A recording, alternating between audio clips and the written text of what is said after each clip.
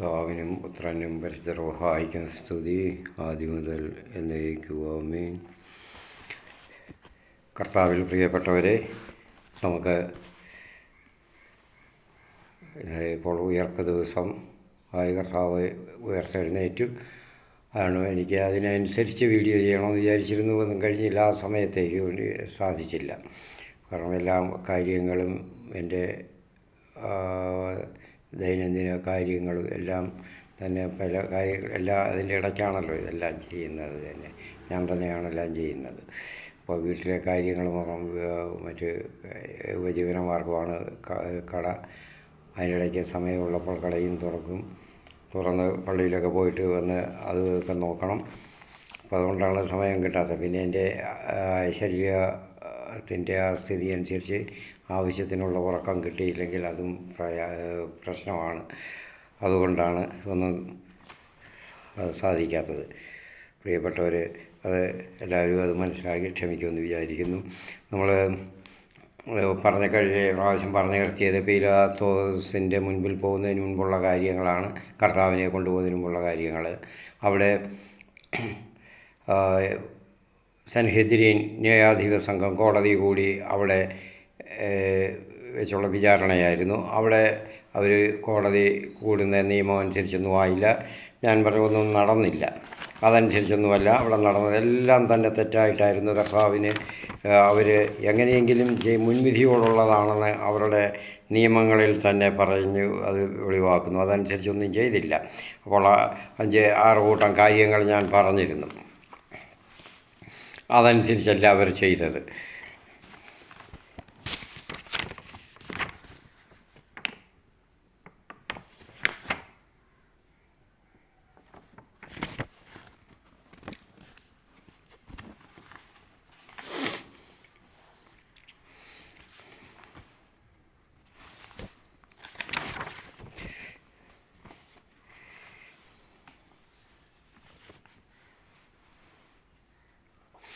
ഇപ്പോൾ നമുക്ക് അടുത്തത് യേശുവിനെ അവർ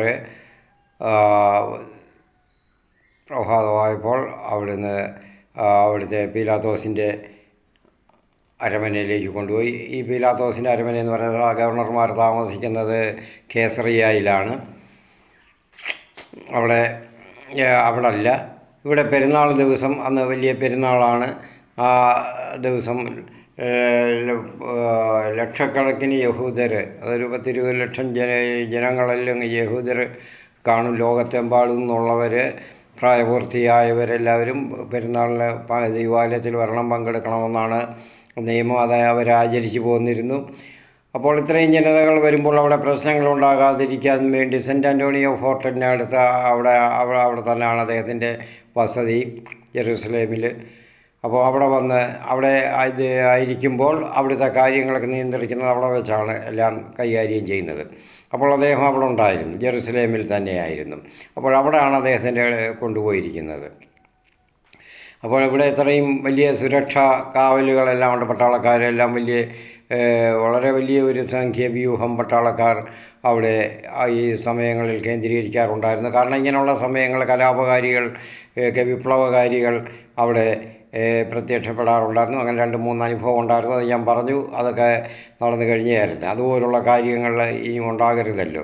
അപ്പോൾ ഇതാണ് യഹൂദന്മാർ യേശുവിനെ തങ്ങൾക്കൊന്നും ചെയ്യാൻ പറ്റത്തില്ല, അതുകൊണ്ട് റോമ സർക്കാരിനെ കൊണ്ട് ചെയ്യിക്കാം, അപ്പോൾ ജനങ്ങൾ അവരെ പഠിച്ചോളും എന്നുള്ള ഒരു വിചാരം ആയത്തിലായിരുന്നു. കാരണം പട്ടാളക്കാർ അവിടെ കലാപകാരികൾ ഉണ്ടാകാൻ സാധ്യതയുള്ള സമയമാണല്ലോ. അതുകൊണ്ടാണ് അവർ അങ്ങനെയൊക്കെ തീരുമാനിച്ചത്. അതിൻ്റെ പശ്ചാത്തലം അതാണ്. അങ്ങനെ പീലാത്തോസിൻ്റെ അടുക്കൽ ആനയിക്കുന്നു. പീലാത്തോസ് അവിടത്തോടെ പല ചോദ്യങ്ങളും ചോദിക്കുന്നുണ്ട്. പറയുന്നു, ഇത് നീ രാജാവാണോ എന്ന് ചോദിക്കുമ്പോൾ എൻ്റെ രാജ്യം ഐഹികമല്ല. അപ്പോൾ പീലാത്തോസ് ചോദിക്കുന്നുണ്ട്, അത് അങ്ങനെയാണെങ്കിൽ പിന്നെ എന്താണ് കുറ്റം? നീ പറയുന്നതൊക്കെ ശരിയാണോ? കർത്താവ് അതിനൊന്നും മറുപടിയൊന്നും പറയുന്നില്ല. ഐഹികമാണെങ്കിൽ പല വ്യൂഹ സൈനികർ എനിക്ക് ഉണ്ടാകുവാനും ഇവിടെ വന്ന് എനിക്കെതിരെ പോരാടുമായിരുന്നു എന്നാണ് അതിൻ്റെ അർത്ഥം. അപ്പോൾ അദ്ദേഹത്തിന് എന്നാലും ഭയമായി, രാജാവാണല്ലോ എന്നുള്ളത്. ഐഹികമല്ല എന്ന് പറഞ്ഞപ്പോൾ സ്വർഗീയമാണെന്ന് അദ്ദേഹത്തിന് മനസ്സിലായി. അതുകൊണ്ട് കുറച്ചുകൂടെ ഭയപ്പെട്ടു. അങ്ങനെ ഇരിക്കുമ്പോഴാണ് അവന് കാര്യങ്ങളെല്ലാം മനസ്സിലായി. അസൂയ നിമിത്തമാണ് ഇവർ ഇതെല്ലാം ചെയ്യുന്നത്. നാം നല്ല കാര്യങ്ങളെ ചെയ്തിട്ടുള്ളെന്നുള്ളത് കേട്ടിട്ടുണ്ട്. അപ്പോഴാണ് അദ്ദേഹം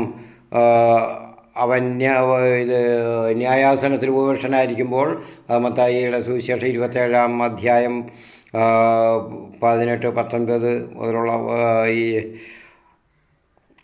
20 വരെയുള്ള വാക്യങ്ങളിൽ പറയുന്നുണ്ട്. അദ്ദേഹത്തിൻ്റെ ഭാര്യ അവൻ ന്യായാസനത്തിലിരിക്കുമ്പോൾ ഭാര്യ അവൻ്റെ അടുത്തേക്ക് ആളയച്ചറിയിച്ചു, ആ നീതിമാൻ്റെ കാര്യത്തിൽ ഇടപെടരുത്, അവൻ മൂലം സ്വപ്നത്തിൽ നിന്ന് ഞാൻ വളരെയേറെ ക്ലേശിച്ചു എന്ന്. അതെ, അവർക്ക് പീലാത്തോസിന് അതും വെളിപ്പെടുത്തി കൊടുത്തു ദൈവം. അപ്പോഴും അദ്ദേഹം അതല്ല കാര്യം, അത് മനസ്സിലുണ്ടൊരു ഭീതി.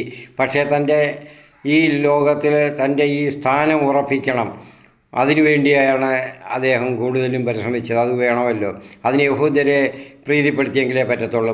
മറ്റ് റോമൻ സാമ്രാജ്യത്തിൽ അന്ന് അറിയപ്പെടുന്ന ലോകത്തിൽ എല്ലാം തന്നെ റോമൻ സാമ്രാജ്യമാണ്. ഇനി ഹിന്ദുക്കുഷ് വരെയും റോമൻ സാമ്രാജ്യമാണ്. അപ്പോൾ അങ്ങ് പടിഞ്ഞാറൻ ദേശങ്ങളെല്ലാം ഇന്ന് അറിയപ്പെടുന്ന യൂറോപ്പും എല്ലാം തന്നെ റോമൻ സാമ്രാജ്യത്തിൽ ആയിരുന്നു. അവിടെങ്ങും കലാപങ്ങളൊന്നും അവർക്കെതിരെ ഉണ്ടാകുകയില്ല. ഇവിടെ യഹൂദരുടെ നാട്ടിൽ മാത്രമാണ് ഉണ്ടാകുന്നത്, അവർ മാത്രമാണ്. പക്ഷേ അവർക്ക് സർവ്വ സ്വാതന്ത്ര്യവും കൊടുത്തിരുന്നു, അവരുടെ മതത്തിന് ഒക്കെ സംരക്ഷണവും വരെ അവർ കൊടുത്തിരുന്നു. അപ്പോൾ പീലാത്തോസിന് മുൻപ് ഉണ്ടായിരുന്ന വലേറിയസ് എന്ന ഗവർണർ വളരെ നിഷ്ഠൂരനും ക്രൂരനും അതിക്രൂരനും കഠിനഹൃദയനുമായിരുന്നു. ധാരാളം വധങ്ങളും ഒക്കെ അദ്ദേഹം യഹൂദർക്കെതിരെ ചെയ്തിരുന്നു. അപ്പം വളരെ ക്രൂരപ്രവർത്തികൾ ചെയ്തിരുന്ന ഒരു മനുഷ്യരാണ്. അപ്പോൾ അദ്ദേഹത്തിന് ശേഷം ആണ് പീലാത്തോസ് ഗവർണറായിട്ട് വരുന്നത്. 26-ലാണെന്ന് തോന്നുന്നു. അപ്പോഴത്തേക്ക് വലേറിയസാണ് അവസാന സമയത്ത് അദ്ദേഹത്തിന് 19 AD 19 ഈ കയ്യപ്പായെ പ്രധാന പുരോഹിതനായിട്ട് നിയമിച്ചത്. അവർ രണ്ടുപേരും ഒരേ സ്വഭാവക്കാരായിരുന്നു, കയ്യപ്പായും എല്ലാവരും തന്നെ. ആ കയ്യപ്പ പുരോഹിതൻ എന്ന് പറഞ്ഞാൽ അന്നത്തെ കാലത്ത് സാദൂക്യർ എന്ന് പറയും, സാദോക്ക് എന്ന് പറയുന്ന മുൻ പ്രവാചകൻ്റെ പിന്തുടർച്ചക്കാരെന്നുള്ള അവകാശത്തിൽ മാത്രമാണ് അവർ പുരോഹിതരായിട്ട് അങ്ങനെ തുടർന്ന് വന്നുകൊണ്ടിരുന്നത്. അല്ലാതെ അവർക്ക് ആത്മീയമായിട്ടുള്ള അങ്ങനെയുള്ള നിഷ്ഠകളൊന്നും അല്ലായിരുന്നു. അവർക്ക് അവരുടെ സ്ഥാനമാനങ്ങൾ അവർക്ക് സംരക്ഷിക്കണം, അതുപയോഗിച്ച് അവർക്ക് പരമാവധി സമ്പത്ത് ആർജിക്കണം. ഇതൊക്കെയായിരുന്നു അവരുടെ ലക്ഷ്യം. അതിന് തടസ്സമായിട്ടുള്ളത് ആത്മീയമായി എന്തായാലും അവർ ചെയ്തിരുന്നത്, അവർ അത് അംഗീകരിച്ചിരുന്നില്ല. അതാണ് യേശുവിൻ്റെ കാര്യത്തിലും അവർ അങ്ങനത്തെ നിലപാടെടുക്കാൻ തീരുമാനിച്ചത്. അവിടെ അതിനുവേണ്ടി അവർ ആലോചിച്ചതും സമ്മതിച്ചതും പ്രവർത്തിച്ചതുമൊക്കെ. കാരണം യേശു അവർക്ക് അതൊരു തടസ്സമാണ്. അവിടെ നീതിയായിട്ട് നടത്താനാണ് യേശു പരിശ്രമിക്കുന്നത്. ജനങ്ങളെല്ലാം അതുകൊണ്ട് അവരുടെ യേശുവിൻ്റെ കൂടെ ആയിരുന്നു. അപ്പോൾ അവരുടെ ഞാൻ ഇന്നലെ തന്നെ വീഡിയോയിൽ പറഞ്ഞിരുന്നു, സൻഹദ്രീൻ സംഘത്തിൽ തന്നെ ഏതാണ്ട് പകുതിയോളം പേരും യേശുവിൻ്റെ രഹസ്യ ശിഷ്യന്മാരായിരുന്നു. ബൈബിളിൽ എല്ലാ പേരും പറഞ്ഞിട്ടില്ല. നിക്കോദെമോസിനെയും അരിമത്തിയക്കാരൻ ജോസഫിനെയും ഇങ്ങനെയൊക്കെയുള്ള കുറച്ച് പേര്, ഇങ്ങനെ 2 പേരെ പറഞ്ഞിട്ടുള്ളൂ, ബാക്കിയുള്ളവരൊക്കെ ഉണ്ടായിരുന്നു. അപ്പോൾ പീലാത്തോസ് മനസ്സിലാക്കിയ അസൂയ നിമിത്തമാണ് അവരെ കൊണ്ടുവന്നത്. അവരിൽ കുറ്റമൊന്നും കാണുന്നില്ല. പറഞ്ഞു,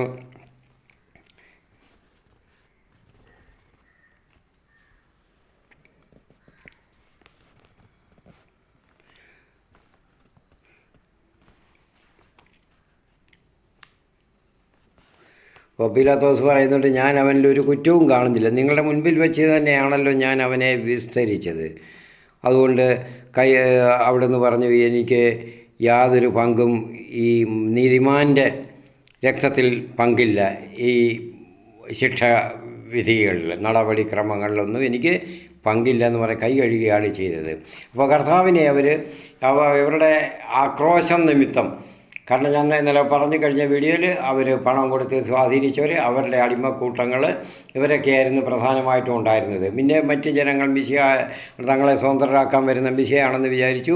പക്ഷേ അത് അല്ല എന്ന് അന്ന് ആ പുരോഹിത ഫരിസേയ നിയമജ്ഞ സമൂഹങ്ങൾ പാവപ്പെട്ട ജനങ്ങളെ അവർ പറഞ്ഞ് വിശ്വസിപ്പിച്ചു. അവരുടെക്കെതിരെ അവരെ വികാരം കൊള്ളിച്ച് അവരുടെ വികാരങ്ങൾ ക്രിസ്തുവിനെതിരായിട്ട് പറഞ്ഞു വിടാനായിട്ട് അവർക്ക് എളുപ്പമായി. കാരണം അവൻ റോമൻ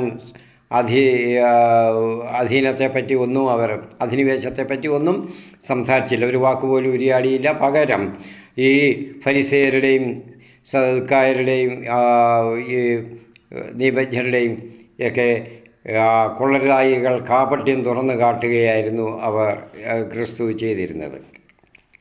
അപ്പോൾ പീലാത്തോസിന് ഒരു ചഞ്ചല ചിത്തനായിട്ടാണ് അവിടെ മാറുന്നത്. കാരണം ഒരു നീതിമാനാണ് ക്രിസ്തു, പിന്നെ ഐഹികമായിട്ടുള്ള അധികാരമല്ല, സ്വർഗീയമായിട്ടുള്ളതാണ്. അത് സ്വർഗീയമായിട്ടുള്ളതാകുമ്പോൾ ഏറ്റവും ഭയപ്പെടണം ദൈവമാണ് എന്നുള്ളത് മനസ്സിലായി. അപ്പോൾ അദ്ദേഹത്തിന് വേറെ ശിക്ഷിക്കാതിരിക്കാൻ വഴിയില്ല. ഇവരെ തൻ്റെ സ്ഥാനമാനങ്ങൾ സംരക്ഷിക്കുകയും വേണം. ഭാര്യ പറഞ്ഞ സ്വപ്ന ദർശനം അതും കേൾക്കണം. എല്ലാം കൊണ്ട് അദ്ദേഹവും മാനസികമായിട്ടൊരു സംഘർഷാവസ്ഥയിലായി. അപ്പോൾ അങ്ങനെ വന്നപ്പോഴാണ് പീലാത്തോസ് ഒരു ആലോചന. എല്ലാ തിരുനാൾ ദിവസവും ഈ തിരുനാൾ ദിവസം അവിടുന്ന് തടവിൽ ക്രൂശിക്കാനിട്ടിരിക്കുന്ന ഒരാളെ മോചിപ്പിച്ചു കൊടുക്കും. അത് ഉണ്ട്. അത് അവരോട് വന്ന് ചോദിക്കുന്നു, ഈ മനുഷ്യനെ യേശുവെന്ന് നിങ്ങളുടെ രാജാവെന്ന് നിങ്ങൾ ആകാൻ ശ്രമിച്ചു എന്ന് പറയുന്ന ഈ യേശുവിനെ ഞാൻ ഇപ്പോൾ മോചിപ്പിച്ചത് വിട്ടേക്കട്ടെ. ഞാൻ ചമ്മട്ടി കൊണ്ടടിച്ച് നിങ്ങൾക്ക് അവനെ ശിക്ഷിച്ചില്ല എന്നുള്ള പേര് വേണ്ട, അവനെ ചമ്മട്ടി കൊണ്ടടിച്ച് ഞാൻ വിട്ടയക്കാൻ തീരുമാനിച്ചിരിക്കുന്നു എന്ന് അവരോട് അഭിപ്രായം പറഞ്ഞു. അല്ലാതെ വിധിയായി പ്രസ്താവിച്ചില്ല. അപ്പോഴാണ് അവർ പറയുന്നത്, ഞങ്ങൾക്ക് സീസർ അല്ലാതെ ഒരു രാജാവ് ഞങ്ങൾക്കില്ല, അങ്ങനെ രാജാവാകാൻ നോക്കുന്നവരെ ഞങ്ങൾ വിരോധിക്കുന്നു എന്ന് പറഞ്ഞു. കാരണം വീണ്ടും പീലാത്തോസിൻ്റെ അടുത്ത് ഈ പീലാത്തോസിന് ഈ വികാരം കൊള്ളിക്കുകയാണ്. റോമൻ സാമ്രാജ്യത്തിനെതിരായിട്ടുള്ള ഭരണാധികാരികൾക്കെതിരായിട്ടുള്ള കലാപത്തെ പറ്റി പറഞ്ഞ് യേശു ആ കൂട്ടത്തിലാണ് എന്നുള്ളതാണ് പറയുന്നത്. അവൻ്റെ കൂടെ ധാരാളം ആളുകൾ ഇപ്പോഴും ഉണ്ട് എന്നാണ് അവർ പറഞ്ഞിരിക്കുന്നത്. അപ്പോൾ അദ്ദേഹം പറഞ്ഞു, ശരി, ഈ നീതിമാൻ്റെ രക്തത്തിൽ എനിക്ക് പങ്കില്ല. അപ്പോൾ അവ എന്തു ചെയ്തു? അപ്പോൾ അവർക്ക് പിന്നെ ആരെ വേണം നിങ്ങൾക്ക് ഞാൻ മോചിപ്പിക്കേണ്ടത്? അപ്പോൾ ബറബാസിനെ മതി എന്ന് പറയും. യേശുവിനെ വേണോ? ബറബാസ് തടവിൽ ഇന്ന് ക്രൂശിക്കേണ്ടതാണ്. അവിടെ കിടക്കുന്നു, ആ വിധിയും കത്ത് കിടക്കുകയാണ്. കാരണം അയാളെ കഴിഞ്ഞ വിപ്ലവത്തിൽ പിടിക്കപ്പെട്ടതാണ്. വിപ്ലവകാരികളെ എല്ലാവരും ഓടിയൊക്കെ രക്ഷപ്പെട്ടു. അതുകൊണ്ട് 5000-ഓളം പേരെ ക്രൂശിച്ചു. 5000-നും കൂടുതൽ ആളുകളെ കുരിശിൽ തറച്ച് പിടികൂടി വിപ്ലവകാരികളെ. അതാണ് ചെയ്തത്. അപ്പോൾ ബറബാസ് അതിൽ നിന്ന് രക്ഷപ്പെട്ട് ഒളിവിൽ പാർത്ത് കഴിഞ്ഞ 4-5 റോമൻ പടയാളികളെ കൊന്നവനാണ്. പെട്ടെന്ന് അവരുടെ മുൻപിൽ ചാടി വീണ് അവരെ സിക്ക എന്ന് പറയുന്ന, ഞാൻ നേരത്തെ പറഞ്ഞിട്ടുണ്ടല്ലോ, അവർ സെലക്റ്റുകൾ എന്ന് പറഞ്ഞൊരു വർഗമുണ്ട്. അപ്പോൾ അവരുടെ നമ്മളെ ഗൂർഖകൾ നമ്മുടെ നാട്ടിൽ കൊണ്ട് നടക്കുന്ന പോലെയുള്ള, അല്ലെങ്കിൽ സിഖുകാർ കൊണ്ട് നടക്കുന്ന പോലെയുള്ള ഒരു ചെറിയ കഠാര കൊണ്ട് നടക്കും. അത് വസ്ത്രത്തിനുള്ളിൽ ഒളിപ്പിച്ച് വെച്ച് സിക്ക എന്നാണ് പേര്. അപ്പോൾ അതാണ് സെലക്റ്റുകളെന്ന് വന്നത്. അപ്പോൾ അവർ അത് വെച്ച് അങ്ങനെ കുത്തിക്കൊല്ലുകയായിരുന്നു. അപ്പോൾ അങ്ങനെ പിടിക്കപ്പെട്ട് ജയിലിൽ കഴിയുകയാണ്. ഇനി കുരിശ് മരണവും നോക്കി. അപ്പോൾ അങ്ങനെയുള്ള ബറബാസിനെ മതി അവർക്ക്. അപ്പോൾ ഈ വിപ്ലവകാരികൾക്കൊക്കെ ചെറിയ സംരക്ഷണവും ആവശ്യത്തിന് പണവും ഒക്കെ ഈ ഫരിസേയ സമൂഹം, സന്നിഹദ്രീൻ സംഘം കൊടുത്ത് സഹായിക്കുമായിരുന്നു. പക്ഷേ അത് പരസ്യമായി ആകരുത് എന്നുള്ളത് അവർക്ക് നിഷ്കർഷയുണ്ടായിരുന്നു. പക്ഷേ എല്ലാവർക്കും അറിയുകയും ചെയ്യാമായിരുന്നു. അപ്പോൾ അവർ വിചാരിച്ചു, പീലാത്തോസ് ചമ്മട്ടി കൊണ്ട് അടിച്ച് വിട്ടുകൊടുക്കാനായിട്ട് വിചാരിച്ചു. ഞാൻ ചമ്മട്ടി കൊണ്ട് അടുപ്പിച്ച് ക്രൂശിക്കാനായിട്ട് ഏൽപ്പിച്ചു കൊടുക്കുകയും ചെയ്തു. അപ്പോൾ ബറബാസിനെ വിട്ടുകൊടുത്തു. പകരം യേശുവിനെ ചമ്മട്ടി കൊണ്ട് അടിച്ച് ക്രൂശിക്കാൻ ഏൽപ്പിച്ചു. അവിടെ ചമ്മട്ടി അടി ഏത് വിധത്തിലുള്ളതാണെന്ന് ഇവിടെ പറഞ്ഞിട്ടില്ല പീലാത്തോസ് വിധിച്ചത്. അപ്പോൾ സാധാരണ രീതിയിൽ പറഞ്ഞപ്പോൾ സാധാരണ ചമ്മട്ടി അടിയായിരിക്കും, പ്രത്യേകം എടുത്ത് പറയാത്തത് കൊണ്ട്. ഞാൻ കഴിഞ്ഞ വീഡിയോയിൽ പറഞ്ഞിരുന്നു സാധാരണമായിട്ടുള്ള സാധാരണ ചമ്മട്ടി അടി അത് വലിയ ഈ യേശുവിന് സംഭവിച്ചതുപോലുള്ള വലിയ ക്രൂരതകൾ അവിടെ കാണത്തില്ല. ചമ്മട്ടി കൊണ്ട് അടിച്ച് ദേഹമൊക്കെ മുറിയും, ചോരയൊക്കെ ഒഴുകും, അത് ചെറിയ മുറിവുകൾ അത് ഉണ്ടാകും, വടുക്കളും പാടുകളൊക്കെ ഉണ്ടാകും, അത്രയേ ഉള്ളൂ. പക്ഷേ അടുത്തത് കഠിനമായിട്ടുള്ളതൊന്നുണ്ട്, അത് അല്പം കഠിനമാണ്. അത് അടിച്ച് അതിന് അടിക്കുന്നതിൻ്റെ ഒരു പ്രത്യേകതയുണ്ട്. അപ്പോൾ കുറച്ചുകൂടെ അടിച്ച് കുറച്ചുകൂടെ നല്ലപോലെ പൊട്ടും അഴുതുകയോ, അങ്ങനെയാണ് കലാപകാരികളെ ചെയ്തുകൊണ്ടിരുന്നത്. അങ്ങനെയാണ് ബറബ്ബാസും അവിടെ കിടക്കുന്നത്, ജയിലിൽ കിടക്കുന്നത്. അതിൻ്റെ കൂടെ തന്നെ ഉണ്ട് 2 കള്ളന്മാർ, ടിസ്മാസും ദുമാക്കസും, ഇങ്ങനെയുള്ള 2 കള്ളന്മാർ. അപ്പം അവരെ ക്രൂശിക്കാൻ തന്നെ തീരുമാനിച്ചു. കാരണം അവർ വളരെ മുൻപ് തന്നെ ക്രിസ്തു ജനിക്കുന്നതിനു മുൻപ് തന്നെയുള്ള കലാപത്തിൽ അവർ പിടിക്കപ്പെട്ടവരാണ്, ഉണ്ടായ കലാപത്തിലെ അംഗങ്ങളാണ്. അവർ എല്ലാവരും രക്ഷപ്പെട്ടെങ്കിൽ ഇവർ പലരും തന്നെ ഇങ്ങനെ ധാരാളം കള്ളന്മാരായിട്ട് ഇവർ അവരുടെ ജീവിതോപാധിയായിട്ട് അവർ പിടിച്ചു പറിയും മോഷണവും ഒക്കെയായിരുന്നു. അത് എതിർക്കുന്നവരെ കൊല്ലുമായിരുന്നു. അപ്പോൾ അങ്ങനെയുള്ള ആ കൂട്ടത്തിൽപ്പെട്ടതാണ് ഇവർ 2 പേരും. അപ്പോൾ ബറബ്ബാസിനെ അതിൽ വിട്ടുകൊടുത്തു. അപ്പോൾ യേശുവിനെയും ഈ 2 കള്ളന്മാരെയും കൂടെ വേണം ക്രൂശിക്കാനുണ്ട്. യഥാർത്ഥത്തിൽ അവർ ഇങ്ങനെ പോരാളികളാണ്. അപ്പോൾ ഇവിടെ നമുക്ക് കാണുന്നുണ്ട് ഈ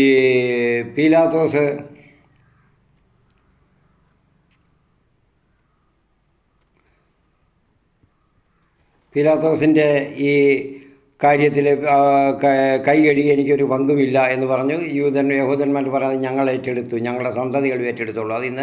അത് നടപ്പിലായിക്കൊണ്ടിരിക്കുകയാണല്ലോ. എന്നുമുണ്ടല്ലോ, അവസാനം വരെയുണ്ട്. ദൈവം നിശ്ചയിച്ചിരിക്കുന്ന സമയം വരെ അതങ്ങനെ ഉണ്ടായിരിക്കും.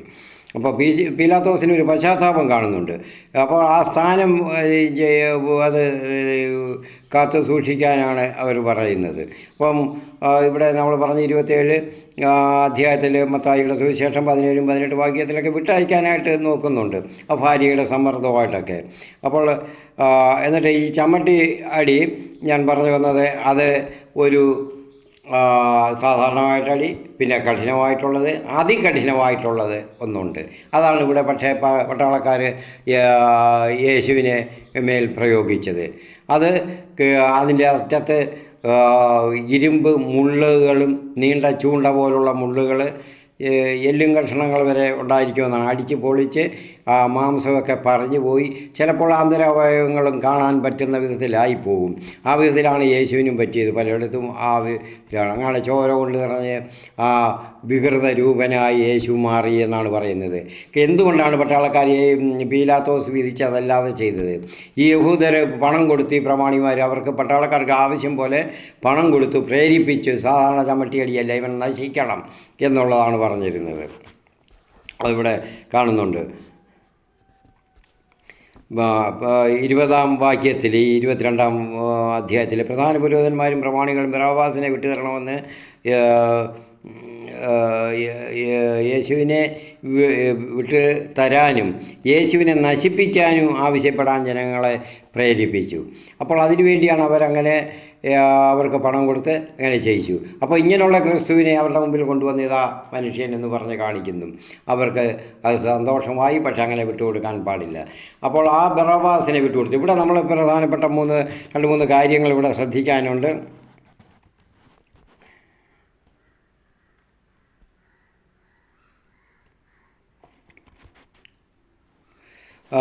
ഇവിടെ ഒരു പശ്ചാത്താപം ഇവിടെ ഇവരിൽ ഉണ്ടാകുന്നുണ്ട്. ഒന്ന്, ഈ കർത്താവിൻ്റെ ഈ സമയത്ത് അവർ ആദ്യം ഉണ്ടായത്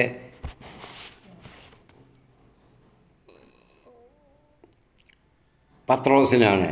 പത്രോസിനൊരു പശ്ചാത്താപം ഉണ്ടായത് എന്ന് പറഞ്ഞാൽ തള്ളിപ്പറഞ്ഞു. കർത്താവ് 3 പ്രാവശ്യം തള്ളിപ്പറഞ്ഞു. കഴിഞ്ഞ പ്രാവശ്യം പറഞ്ഞ് തിരിഞ്ഞു നോക്കിയപ്പോഴത്തേക്ക് കർത്താവ് ഒന്ന് തിരിഞ്ഞു നോക്കി, ഇത്രയാണ് അല്ലേ എന്നുള്ള രീതിയിൽ യഥാർത്ഥത്തിൽ പത്രോസ് തള്ളി പറഞ്ഞതെന്ന് പറഞ്ഞാൽ കർത്താവിനുള്ള സ്നേഹം കൂടുകയപ്പോഴാണ് പറഞ്ഞത്, എന്നെ നീ കഴുകണ്ട എന്ന് പറഞ്ഞത്. എന്നെ മുഴുവൻ എൻ്റെ പാദം കഴുകാൻ ഞാൻ യോഗ്യനല്ല എന്ന് പറഞ്ഞത്. അവസാനം കർത്താവ് പത്രോസ് പറഞ്ഞത്, എൻ്റെ ദേഹം കൂടി എന്നെ അങ്ങനെ ഉണ്ടെങ്കിൽ എന്നെ കുളിപ്പിക്കുക തന്നെ ചെയ്യുക എന്നാണ്, മുഴുവനും കഴുകുക എന്നാണ്. കാരണം അത്രത്തോളം കർത്താവിന് സ്നേഹമായിരുന്നു. കർത്താവിൻ്റെ കൂടെ പങ്കില്ല എങ്കിൽ പിന്നെ എനിക്കെന്തുവാണ് എൻ്റെ ജീവിതം?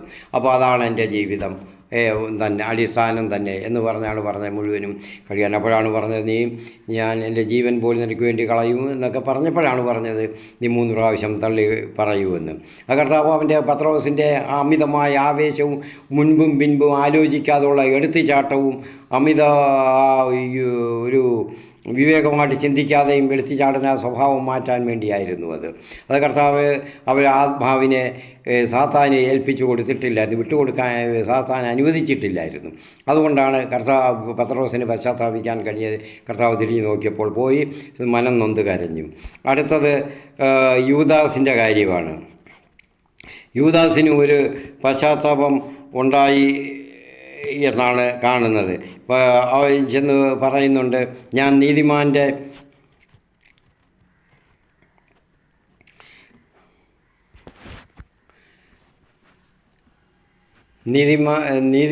രക്തം, ഞാൻ നീതിമാനെ ഒറ്റിക്കൊടുത്ത് ഞാൻ പാപിയായി തീർന്നു. അതുകൊണ്ട് ഞാൻ പാപി തന്നെയാണ്,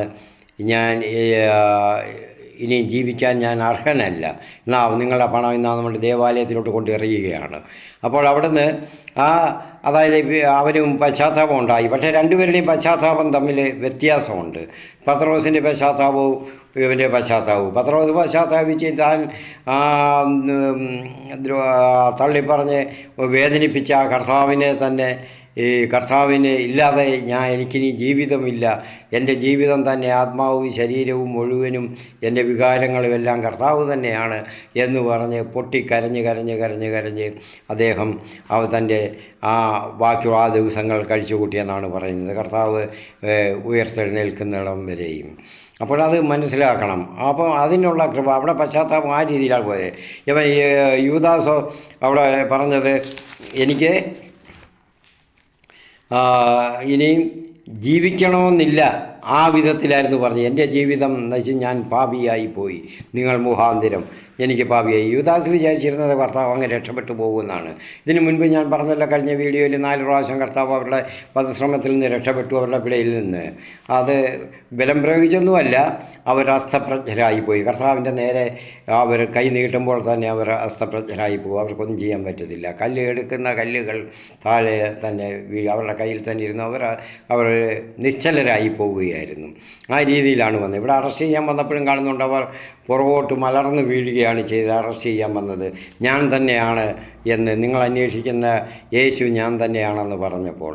കാരണം ആ ദൈവത്വം അവരുടെ മേൽ ആ ഒരു ഷോക്ക് പോലെ അവരുടെ മേൽ വ്യാപരിക്കുകയാണ് ചെയ്തത്. അതാണ് യേശു എന്ന് പറയുന്നത്. ദൈവം തന്നെയാണ് എന്നവിടെ തെളിയിക്കുകയാണ്. യഹോവയുടെ പേര് ഉച്ചരിക്കുമ്പോഴാണ് അത് അവർക്ക് ഇങ്ങനെയുള്ള ഭയവും ഉൾക്കടിലങ്ങളും ഉണ്ടായി സ്തബ്ധരാകുന്നത്. അതുപോലെ തന്നെയാണ് ഇവിടെ സംഭവിച്ചത്. അപ്പോൾ യൂദാസിൻ്റെ പശ്ചാത്താപം ഈ വിധത്തിലായിപ്പോയി, നിരാശയിലാണ്ടതാണ്. അതാണ് അവർ തമ്മിലുള്ള വ്യത്യാസം. ഇനി പീലാത്തോസിന് സംഭവിച്ചതോ, പീലാത്തോസിനാണെങ്കിൽ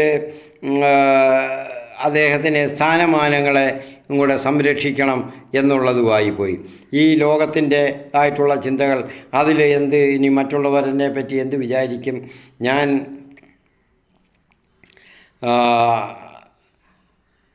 അപ്പോൾ എനിക്ക് ഈ ലോകത്തും ജനങ്ങളുടെ മുൻപിൽ ഈ സുഖസൗകര്യങ്ങളൊക്കെ, ഈ സ്ഥാനമാന മഹിമകളൊക്കെ സംരക്ഷിക്കണമല്ലോ എന്നാണ് അദ്ദേഹം വിചാരിച്ചത്. അപ്പോൾ ഈ പശ്ചാത്താപങ്ങളെല്ലാം വ്യത്യാസമുണ്ട്.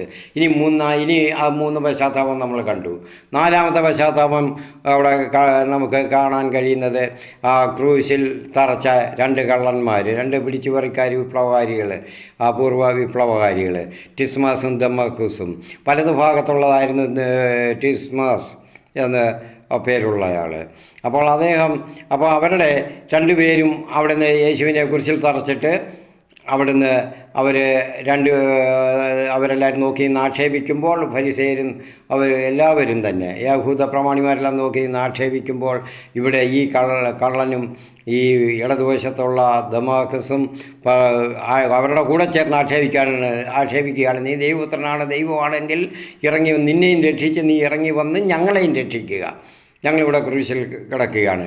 അപ്പോൾ ഈ ദമാക്കസും ഡിസ്മാസും രണ്ടുപേരും കൂട്ടിച്ചേർന്നാണ് കവർച്ച നടത്തുന്നത് എവിടെയായാലും ആരംഭം മുതൽ. അതിനൊക്കെ മുൻകാല തെളിവുകളുണ്ട്. ഞാൻ ഒരു അതിൻ്റെ സംഭവങ്ങളും കഥകളൊക്കെ ഉണ്ട്. അതിപ്പോൾ പറഞ്ഞ് തരുന്നതിനുള്ള സമയങ്ങളില്ല, സമയക്കുറവാണ്. അടുത്ത ക്ലാസ് തുടങ്ങും. ഇത് സുവിശേഷ ക്ലാസ്സിൽ, വേദപഠന ക്ലാസ്സിൽ അത് വിശദമായിട്ട് വിസ്തരിക്കുന്നതായിരിക്കും. അപ്പോൾ അങ്ങനെ ദൈവം അവനിൽ ചില ഗുണങ്ങളുണ്ടായിരുന്നു. ഞാൻ ചുരുക്കത്തിൽ പറയാൻ, ഡിസ്മാസിന് അവൻ വലിയ ക്രൂരതകൾ ചെയ്തിട്ടില്ലായിരുന്നു. അവൻ ഇച്ചിരി ദയനീയതയൊക്കെ അവൻ്റെ മനസ്സിലുണ്ടായിരുന്നു. അതുകൊണ്ട് കർത്താവ് അവൻ്റെ ആ ഹൃദയം തുറന്നു. പരിശുദ്ധാത്മാവ് അവൻ്റെ ഹൃദയം തുറന്നു. അവന് പശ്ചാത്താപിക്കാൻ കഴിയും. ക്രിസ്തുവിനെതിരെ അവൻ ഒന്നും പറഞ്ഞില്ല. അവൻ കൂട്ടുകാരനെ അവൻ ശാസിക്കുകയാണ് ചെയ്തത്. നമ്മൾ ചെയ്തത് നമ്മളുടെ തെറ്റ് മുഖാന്തരം നമ്മൾ ശിക്ഷ അനുഭവിക്കുന്നു. അത് അങ്ങനെ പറഞ്ഞ് അവനെയും ശാസിച്ചു. അപ്പോൾ അവൻ്റെ ആ മനസ്സിന് മാറ്റമുണ്ടായി. ഈ കുരിശിൽ കിടക്കുന്നവൻ യാതൊരു തെറ്റും ചെയ്തില്ല, എന്നിട്ടാണ് ഇവിടെ കുരിശിൽ കിടന്ന് നമ്മളെപ്പോലെ ഈ ശിക്ഷ അനുഭവിക്കുന്നത് എന്ന് അവൻ മറ്റവനോട് പറഞ്ഞു. എന്നിട്ട് അവൻ കള്ളനാണല്ലോ വർഷങ്ങളായിട്ട്, ഏതാണ്ട് 38 വർഷം കൊണ്ട് ഉള്ള കള്ളനാണ്. അവന് തന്ത്രങ്ങളും കുതന്ത്രങ്ങളും എല്ലാം അറിയാം. അവയെല്ലാം കട്ടും മോഷ്ടിച്ച് നടന്നതാണ്. ഇവിടെ കുരിശിൽ തൊട്ടടുത്ത് കിടന്ന നമ്മുടെ ദൈവരാജ്യ അധിപനായ, സാമ്രാജ്യ അധിപനായ, ലോകസകലത്തിൻ്റെ അധിപനായ ക്രിസ്തുവിനെയാണ് അവന് തൊട്ടടുത്ത് കിട്ടിയത്. ഈ സമയത്തും അവന് കക്കാതിരിക്കാൻ പറ്റത്തില്ല. കാരണം അപ്പോൾ കർത്താവിനോട് അടുത്ത് കുരിശിൽ കിടന്നുകൊണ്ട് തന്നെ പറയുകയാണ്, അവനും അവിടെയും തക്കം നോക്കുകയാണ്, എങ്ങനെയെങ്കിലും അകത്ത് കിടക്കുക എന്നുള്ളത്. എവിടെ? ദൈവരാജ്യത്തിൻ്റെ അകത്ത്. അവൻ്റെ പശ്ചാത്താപം അങ്ങനെയായിരുന്നു. ക്രിസ്തുവേ, അല്ലെ യേശുവേ, നീ നിൻ്റെ രാജ്യത്തിലായിരിക്കുമ്പോൾ എന്നെയും ഓർക്കണമേ എന്ന്. എന്ത് നല്ലൊരു കുമ്പസാരമാണ്. ഞാൻ തെറ്റുകാരനാണ്, ഞാൻ പാപിയാണ്, എൻ്റെ ശിക്ഷ എൻ്റെ അവകാശമാണ്, അത് ഞാൻ അനുഭവിച്ചേ പറ്റുകയുള്ളൂ, അത് ഞാൻ സഹിക്കുന്നു. എന്ത് നല്ല ആ സഹനത്തിൻ്റെ നല്ലൊരു മാതൃക, അവൻ പശ്ചാത്താപത്തിൻ്റെ. അപ്പോൾ ആദ്യത്തെ കുമ്പസാരമാണത് എന്ന് ഞാൻ പറയുന്നു. അത് കുരിശിൽ കിടന്നുകൊണ്ട് നല്ലൊരു കുമ്പസാരം അവൻ നടത്തി.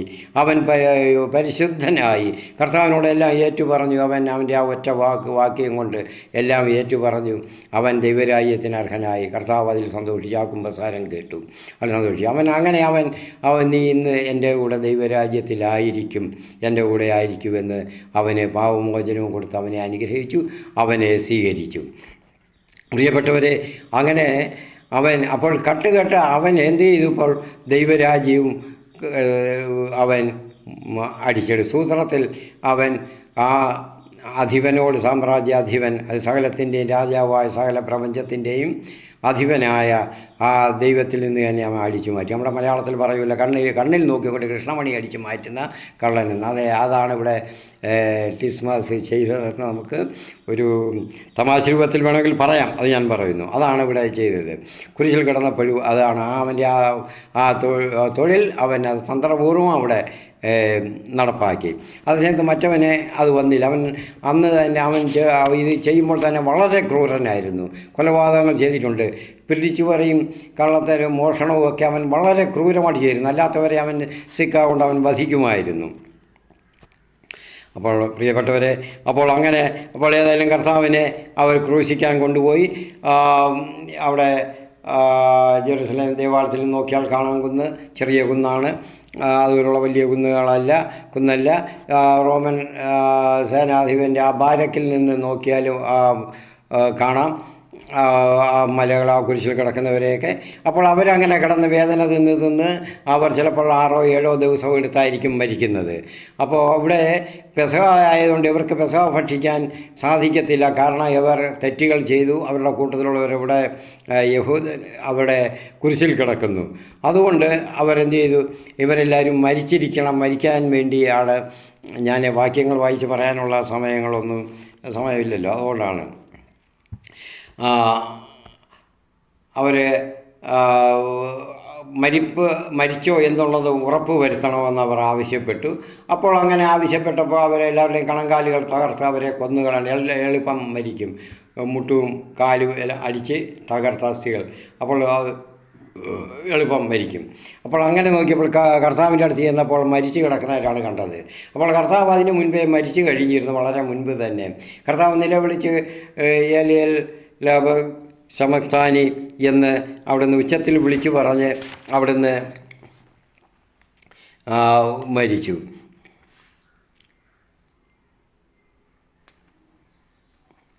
ലമ ശമക്താനി എന്നുള്ള ആ ദൈവം, എൻ്റെ ദൈവമേ എന്തുകൊണ്ട് നീ എന്നെ ഉപേക്ഷിച്ചു എന്നുള്ളതാണ്. എന്തുകൊണ്ടാണ് ഇതിപ്പം മറ്റുള്ളവർ പറയുന്നത് ഇതാണ്, ചില ഞാൻ പറഞ്ഞതൊരു മതമെന്ന് അങ്ങനെ കൂട്ടരുണ്ടല്ലോ.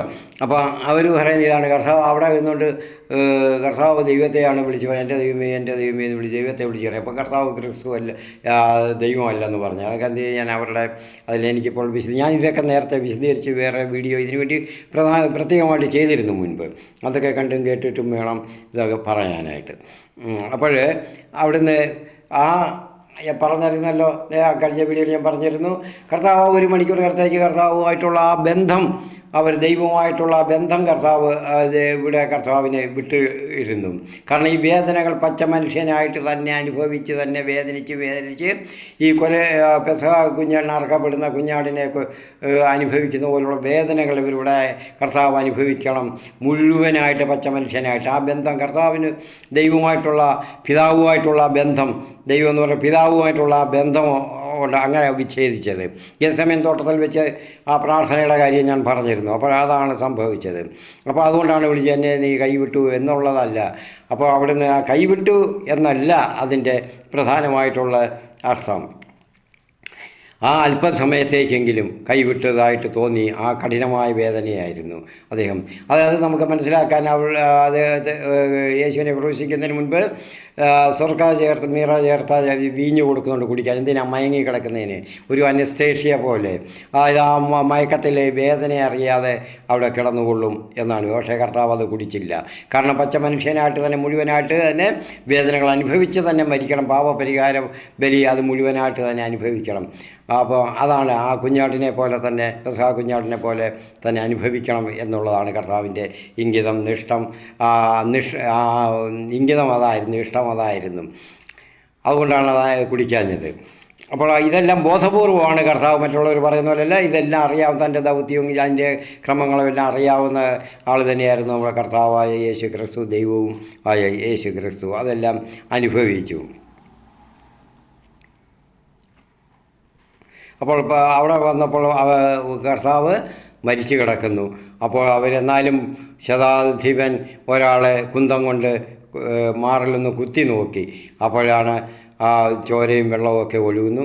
കർത്താവ് മരിക്കുന്ന ഈ നിലവിളിക്കുന്ന ആ ശബ്ദം കേട്ടപ്പോൾ ആ ശബ്ദം ആ സമയത്ത് തന്നെ ഏതാണ്ട് 3 മണി സമയം കഴിഞ്ഞതായിരുന്നു. 3-3:30 മണിക്കൂർ സമയമാണ്. ഈ സമയത്ത് തന്നെയാണ് ദൈവാലയത്തിൽ, ഈ 3 മണിക്ക് സമയത്താണ് ദൈവാലയത്തിൽ കുഞ്ഞാടുകളെ കൊല്ലുന്ന ആ രക്തം ഏതാണ്ട് ആ സമയത്തെന്ന് ചരിത്രകാരന്മാർ പറയുന്നത്, അത് നിങ്ങൾ മനസ്സിലാക്കണം, മറ്റുള്ളവരെ ക്രൈസ്തവരും എല്ലാവരും മനസ്സിലാക്കണം. അത് ചരിത്രം രേഖപ്പെടുത്തിയിരിക്കുന്നത് ക്രിസ്ത്യാനികളെ ഒന്നുമല്ല, ക്രിസ്തു വിരോധികളാണ്, റോമൻ അധികാരികളാണ്. അത് ചരിത്രത്തിൽ പറഞ്ഞിരിക്കുന്ന അധികാരികളെ അവരുടെ ചുറ്റിപ്പറ്റി നിൽക്കുന്ന ചരിത്രകാരന്മാരാണ് എഴുതിയിരിക്കുന്നത്. ആ കിദ്രോൻ എന്ന് പറയുന്ന തോടിൻ്റെ കാര്യം ഞാൻ പറഞ്ഞിരുന്ന അരുവി, അതിൽ കൂടെ ആ ദേവാലയത്തിൽ യാഗപീഠത്തിൻ്റെ ചുവട്ടിൽ ഒഴിക്കുന്ന ആ രക്തം, ഒഴുക്കിക്കളയുന്ന ആ രക്തം ഒരു മലവെള്ളപ്പാച്ചിൽ പോലെയാണ് അന്ന് ഒഴുകിയിരുന്നത്. കാരണം 2.5 ലക്ഷത്തിൽ കൂടുതൽ ആടുകളെ അന്ന് ബലിയർപ്പിക്കപ്പെടുമായിരുന്നു, ആടുകൾ. അപ്പോൾ ഇവയുടെ 2.5 ലക്ഷത്തിൽ കൂടുതൽ ആടുകളുടെ ഈ ചോരകളെല്ലാം ഇവിടെ യഥാർത്ഥത്തിൽ പുഴയായിട്ട് ഒഴുകുമായിരുന്നു കിദ്രോൻ തോട്ടത്തിൽ കൂടി. കർത്താവ് അത് കണ്ടിരുന്നു. ആ സമയത്ത് തന്നെയാണ് ഇവിടെ കർത്താവും മരിക്കുന്നത്, തൻ്റെ രക്തമെല്ലാം മുഴുവനായിട്ട് ചൊരിഞ്ഞും മരിക്കുന്നത്. ആ മരിക്കുമ്പോൾ ദൈവാലയത്തിൻ്റെ ഉത്തുംഗമായ അമ്പരചുംബിയായ ദൈവാലയത്തിൻ്റെ ആയിട്ട് നിലകൊള്ളുന്ന ദേവാലയത്തിൻ്റെ തിരശ്ശീല വളരെ ഉയരവും വീതിയും ആഴവും ഉള്ള ഒരു മനുഷ്യനെത്തി പറ്റി കീറാൻ പറ്റുന്നതല്ല. അത് മുകളിൽ നിന്ന് താഴോട്ട് രണ്ടായിട്ട് കീറി, താഴെ നിന്നല്ല, മനുഷ്യൻ കീറിയതല്ല. അത് മനസ്സിലാക്കാനാണ് സുവിശേഷൻ അതങ്ങനെ എഴുതിയിരിക്കുന്നത്. മുകളിൽ നിന്ന് താഴോട്ട് രണ്ടായിട്ട് കീറി, ഭൂമികൾ കുലുങ്ങി, വളരെ വലിയ ഭൂകമ്പം ഉണ്ടായി, പാറകളൊക്കെ പിളർന്നു മാറി. അപ്പോൾ ഇതെല്ലാം കണ്ടും കൊണ്ട്, അപ്പോഴാണ് ഈ കുന്തം കൊണ്ട് അതിൻ്റെ ഇടയിൽ ഉള്ള കുത്തും. ഇതെല്ലാം കണ്ടപ്പോൾ ജനങ്ങളെല്ലാം പറഞ്ഞു ഇത് ദൈവപുത്രനായിരുന്നു. പടയാളികളും പറഞ്ഞു. അപ്പോൾ ഫരിസേയരുടെ അതിൻ്റെ മറുപടി ആത്മകഥവും അവൻ നശിച്ചല്ലോ, അത് ഞങ്ങൾക്കതിൽ പങ്കില്ല, റോമാക്കാരാണ് കൊന്നത് എന്നാണ്. അപ്പോഴവർ പക്ഷേ ഒരു ഓടിച്ചെന്നപ്പോൾ അവിടെ ഈ ശതാധിപൻ, ഈ കുന്തം കൊണ്ട് കുത്തിയ ആ ശതാധിപൻ, 100 പട്ടാളക്കാരുടെ തലവൻ, അവിടെ കാവൽ നിന്നിരുന്നവൻ പട്ടാളക്കാരുടെ, അവർ പറഞ്ഞു അപ്പോൾ അദ്ദേഹം സാക്ഷ്യപ്പെടുത്തുന്നുണ്ട് ഈ മനുഷ്യൻ സത്യമായിട്ടും ദൈവപുത്രൻ ആയിരുന്നു എന്നുള്ളത്.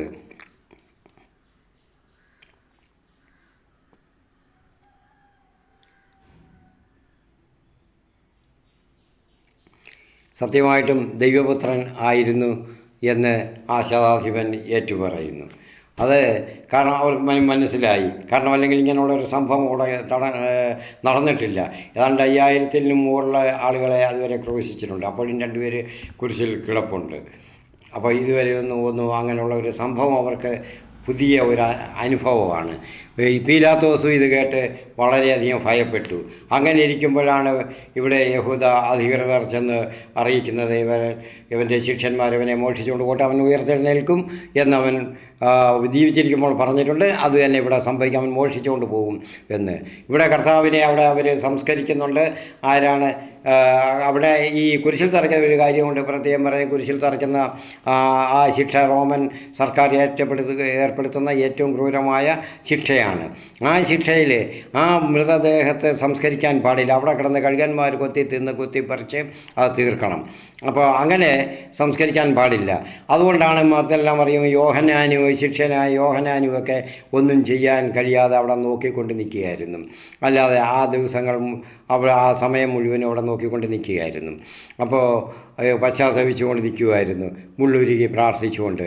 അപ്പോഴാണ് അവർക്കറിയാം ദൈവപുത്രൻ തന്നെയാണ്, ദൈവമാണെന്ന്, രക്ഷകനാണ്, മിശിഹായാണെന്ന്. അപ്പോൾ കർത്താവിൻ്റെ രഹസ്യ ശിഷ്യനായിരുന്ന അരിമത്യായിൽ നിന്നുള്ള ജോസഫ് എന്ന മനുഷ്യൻ, നീതിമാനായ മനുഷ്യൻ, ഏറ്റവും വലിയ ധനികനായിരുന്നു. അവിടുത്തെ ഏറ്റവും വലിയ ധനികന്മാരിൽ ഒരാളാണ് മർക്കോസും, അരിമത്യാക്കാരൻ ജോസഫും, നിക്കോദേമാസും ഒക്കെ അവർ വലിയ ധനികരായിരുന്നു ആ സമൂഹത്തിൽ. അവർ സൻഹെദ്രിൻ സംഘത്തിലെ അംഗങ്ങളുമായിരുന്നു. അപ്പോൾ അരിമത്യാക്കാരൻ ജോസഫ് അവിടെ ചെന്ന് ചോദിച്ചു, നിക്കോദേമാസ് കോട്ട അവിടെ ചെന്ന് ശരീരം ചോദിച്ചു. കാരണം അവരെ ശിക്ഷിക്കാൻ പാടില്ല, പറ്റത്തില്ല, സമൂഹം അനുവദിക്കത്തില്ല. കാരണം അപ്പോൾ അവർ ശരീരം ചോദിച്ചു, ധൈര്യമായിട്ട് ചെന്ന് ചോദിച്ചു. ഇനി രഹസ്യ ശിഷ്യന്മാരായിട്ട് കഴിയാൻ പാടില്ല, പരസ്യമായിട്ട് ഞങ്ങൾ ഇനി കർത്താവിൻ്റെ ശിഷ്യരാണെന്ന് ലോകത്തെ അറിയിക്കുകയായിരുന്നു. യഹൂദ സമൂഹത്തെയും ഭരണ നേതൃത്വത്തെയും എല്ലാം അറിയിക്കുകയായിരുന്നു. അപ്പോൾ പീലാത്തോസ് അവരിൽ കനിഞ്ഞ് അവർക്ക് മൃതദേഹം വിട്ടുകൊടുത്തു. കാരണം പീലാത്തോസും ഭയന്നിരിക്കുകയായിരുന്നു. അപ്പോൾ അങ്ങനെ വിട്ടുകൊടുത്തു. അപ്പോൾ അല്ലെങ്കിൽ ഈ അവരെ സംസ്കരിക്കാൻ ആവശ്യപ്പെടുന്നവരെയും കൂടെ കുരിശിക്കാനാണ് നിയമം, അവരെയും കഠിനമായിട്ട് ശിക്ഷിക്കാനാണ്. അതുകൊണ്ട് ആരും അതിന് ധൈര്യപ്പെടുമായിരുന്നില്ല. ആ അവസ്ഥയിലാണ് ഇതെല്ലാം ചെയ്തത്. തൻ്റെ സ്വന്തമായിട്ടൊരു കല്ലറ ഉണ്ടാക്കാനായിട്ട് ക്രിസ്തുവിന് ആവശ്യമില്ല, ചെയ്തില്ലായിരുന്നു. അപ്പോൾ ഈ ഏറ്റവും വലിയ ധനികരിൽ ഒരാളായ ഈ അരിമത്യാക്കാരൻ ജോസഫിന് സ്വന്തമായിട്ടൊരു കല്ലറയുണ്ടായിരുന്നു. അത് അദ്ദേഹം ഒറ്റ പാറയിൽ വെട്ടിയുണ്ടാക്കി. ആ വെട്ടിയ റൗണ്ടായിട്ടുള്ള ആ വാതിലിൽ ആ പാറയാണ് അതിൻ്റെ വാതിലായിട്ടിരുന്നത്. അത് എയർടൈറ്റായിട്ട് അടയ്ക്കാൻ പറ്റുമായിരുന്നു. അതുപോലെ തന്നെ പിടിച്ചു മാറ്റി തുറക്കാനും പറ്റുമായിരുന്നു. അത് വളരെ ബലപ്രയോഗത്തിൽ പലരും ചേർന്ന് വേണം ചെയ്യാൻ. അതേ പറ്റിയുള്ളായിരുന്നു. ആ കല്ലറ എന്ന് പറയുമ്പോൾ സാധാരണ നമ്മുടെ ഒരു കല്ലറ പോലെയല്ല, അതിനകത്ത് നല്ല വലിയൊരു ഹാള് പോലെയുള്ള സ്ഥലമാണ് ഉള്ളിൽ. അപ്പോൾ കർത്താവിനെ അവിടെ കിടത്തിയാണ്. അതിൽ ഒരു ബെഞ്ച്, മേശയുമുണ്ട്, പീഠവുമുണ്ട്, എല്ലാ സൗകര്യങ്ങളും അതിനകത്തുണ്ട്. അപ്പോൾ അവിടെ കിടത്തിയായിരുന്നു ഇത് തൈലം ഒക്കെ പൂശിയതും ഒക്കെ, മരണത്തിന് മുൻപായിട്ടുള്ള തൈലം പൂശലും സുഗന്ധദ്രവ്യങ്ങളും പൂശലും എല്ലാം ശരീരം മുഴുവൻ പൊതിഞ്ഞ് കെട്ടിയതുമൊക്കെ. അതിനുവേണ്ടി അരിമത്യാക്കാരൻ ജോസഫിനുള്ള വേണ്ടി പണിഞ്ഞ ആ കല്ലറ തന്നെ അദ്ദേഹം തന്നെ സ്വയമായിട്ട് അത് ഏൽപ്പിച്ചു കൊടുത്തു. അതിന് യോഗ്യൻ ഇന്നുവരെ ആരും തൊട്ടിട്ടില്ലാത്ത ആ പുതിയ അത്ര വിശാലമായ കല്ലറ, എല്ലാ സൗകര്യങ്ങളും ഉള്ള ഒരു വലിയ കല്ലറ, അത് കർത്താവിന് വേണ്ടി അവൻ കൊടുത്തു. നോക്കണേ, തൻ്റെ സംസ്കാരത്തിന് വേണ്ടി. അതൊക്കെ ഇനിയുള്ളത് അതൊക്കെ ദൈവം നോക്കിക്കൊള്ളൂ എന്നുള്ളതായിരുന്നു. അപ്പോൾ ആ എല്ലാം ചെയ്തു കൊടുത്തു. അപ്പോൾ ഒരു തുണി വാങ്ങിച്ചെന്ന് പറയുന്നത് അന്ന് ഏറ്റവും കിട്ടാവുന്ന ഏറ്റവും വില കൂടിയ തുണിയായിരുന്നു ജോസഫ് വാങ്ങിച്ചത്. അല്ലാതെ അവിടെ വാങ്ങിക്കാൻ അദ്ദേഹം പോവുകയില്ല. അയാളുടെ അന്തസ്സിനും കുലീനത്വത്തിനും ഒന്നും യോജിച്ചതല്ലല്ലോ. അപ്പോൾ ക്രിസ്തുവും അതുപോലുള്ള മനുഷ്യനാണല്ലോ, അതായത് ക്രിസ്തുവാണല്ലോ എന്ന് അദ്ദേഹത്തിന് അറിയാമായിരുന്നു. അങ്ങനെ കൊടുത്തു. സംസ്കാരം ആ കല്ലറയിൽ അവിടുന്ന് നടത്തി.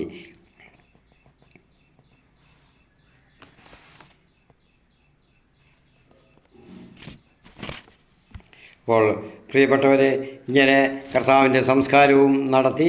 അപ്പോൾ അതിൽ സംസ്കരിക്കാൻ അവരൊന്നും പോയില്ല. അവിടെ ദൂരെ നിന്ന യോഹന്നാനും സ്ത്രീകളും ഒന്നും പോയില്ല. മറ്റ് ജനങ്ങളും ഉണ്ടായിരുന്നു. അവരാരും പോയില്ലെങ്കിലും അവരിതെല്ലാം കണ്ട് അവരെല്ലാം അത് മനസ്സിലാക്കിയിരുന്നു. ഇപ്പോൾ നമുക്ക് കർത്താവിനെ, അപ്പോൾ പീലാത്തോസിൻ്റെ പീലാത്തോസിന് ഇതുപോലെ ചെയ്യാമായിരുന്നു, രക്ഷപ്പെടാമായിരുന്നു. എന്നിട്ട് സർവ്വ സ്ഥാനമാനങ്ങളും പോകട്ടെ എന്ന് പറഞ്ഞ് രക്ഷപ്പെടാമായിരുന്നു. അദ്ദേഹം ചെയ്തില്ല. സ്ഥാനമാനങ്ങളാണ് നോക്കിയത്. 1 കൊറിന്തോസ് 15-ാം അധ്യായം, കൊറിന്ത്യർക്കുള്ള 1-ാം ലേഖനത്തിൽ 15-ാം അധ്യായം 19 വാക്യത്തിൽ കർത്താവ് വിശുദ്ധ പൗലോസ് പറയുന്നുണ്ടല്ലോ, ഈ ലോക ജീവിത സുഖത്തിന് വേണ്ടിയാണ്, സ്ഥാനമാനങ്ങൾക്ക് വേണ്ടിയാണ്, നേട്ടത്തിന് വേണ്ടിയാണ് ക്രിസ്തുവിൽ പ്രത്യാശ നിങ്ങൾ അർപ്പിച്ചിട്ടുള്ളതെങ്കിൽ നിങ്ങൾ സകല ജനങ്ങളെക്കാളും നിങ്ങൾ മഠയരാണ്, നിങ്ങൾ വെറും മഠയരാണ്, ബുദ്ധിശൂന്യരാണ് എന്ന് പറയുന്നുണ്ട്. അതാണ് ഇവിടെ പീലാത്തോസിന് സംഭവിച്ചത്.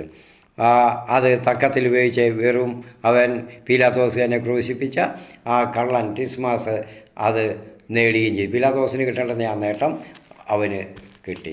അതുപോലെയായിരുന്നു യൂദാസിനും പറ്റിയത്. യൂദാസിന് നേടാവുന്ന ആ നേട്ടം അവന് നേടാൻ പറ്റിയില്ല. അതായത് പത്രോസിന് അത് സാധിച്ചു. അപ്പോൾ പ്രിയപ്പെട്ടവരെ, ഞാൻ ഇന്ന് അടക്കം, ഇനി അടുത്ത ഈ വീഡിയോ കഴിഞ്ഞ സമയം കൂടുതലായി എനിക്ക് നെറ്റിൻ്റെ പ്രോബ്ലം ഉണ്ട് ഞങ്ങളുടെ ഈ പ്രദേശത്ത്. അതുകൊണ്ട് ഇൻ്റർനെറ്റ് പ്രോബ്ലം ഉണ്ട്. നമുക്ക് ഈ വീഡിയോയുടെ കഴിയുമെങ്കിൽ അടുത്ത വീഡിയോ ഉയർപ്പിൻ്റെ അത് ഉടനെ തന്നെ ചെയ്യാൻ പരിശ്രമിക്കാം. ഇന്നോ ചിലപ്പോൾ ഇന്ന് രാത്രിയിലോ ചെയ്യാൻ സാധിക്കാം എന്ന് വിചാരിക്കുന്നു. നമുക്ക് കർത്താവിൻ്റെ ഈ കാര്യങ്ങളെക്കുറിച്ച് നമുക്ക് ധ്യാനിക്കണം. ഞാൻ കേൾക്കുന്ന, ഞാൻ തീരെ അറിവില്ലാത്തവർക്ക് വേണ്ടിയും കൂടെയാണ്, അവരെ ഉദ്ദേശിച്ചാണ് കൂടുതലും പറയുന്നത്. അപ്പോൾ ഈ മതത്തെപ്പറ്റി കൂടുതൽ അറിയാൻ പറ്റും, ബൈബിളിനെ പറ്റി കൂടുതൽ അറിവില്ലാത്ത ചിലപ്പോൾ ക്രിസ്തു നാമധാരികളും കാണും, ക്രിസ്ത്യാനികൾ കാണും, അല്ലാത്ത മതങ്ങളിലുള്ളവരും കാണും. അവരെ ഇതൊക്കെ മനസ്സിലാക്കണം. ഒരുപാട് തെറ്റുകളും വ്യാഖ്യാനങ്ങളൊക്കെ ഇങ്ങനെ അവരുടെയൊക്കെ ഓരോന്നിങ്ങനെ പടച്ചു വിടുന്നുണ്ട് സമൂഹ മാധ്യമങ്ങളിൽ.